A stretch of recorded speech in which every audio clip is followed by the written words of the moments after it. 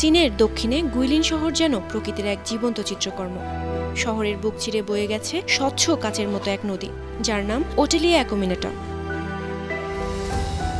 আর সেই নদীর জলরাশির উপর ফুটে আছে হাজার হাজার শুভ্র ফুল।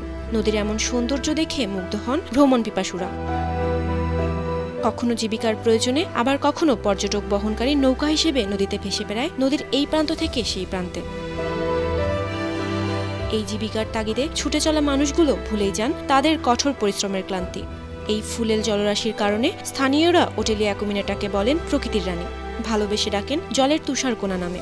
মিঠা জলের নির্মল ছায়ায় ফুটে ওঠে প্রকৃতির এই বিস্ময়। অনেক দূরের শানডাং প্রদেশের জিনিং শহর থেকে সেখানে ছুটে গেছেন মিস জাং নামে একজন পর্যটক। অনলাইনে এই ফুলের ভাইরাল ছবিগুলো দেখে তিনি ভাবতেই পারেননি বাস্তবে এতটা সুন্দর হবে। শুধু ফুল নয়, সেখানকার উদ্ভিদ স্থানীয় মানুষের জীবনের সাথেও ওতপ্রোতভাবে জড়িত। ফুল গাছের কোমল কাণ্ড খাবার হিসেবে ব্যবহার করেন স্থানীয়রা।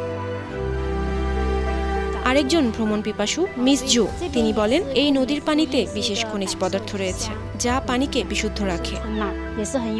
পানির নানা গুণের কারণে এই এলাকাকে স্থানীয়রা বলেন 2200 গ্রাম, যার অর্থ 100 বছরের আয়ু বা দীর্ঘায়ু গ্রাম। News desk, 52 TV.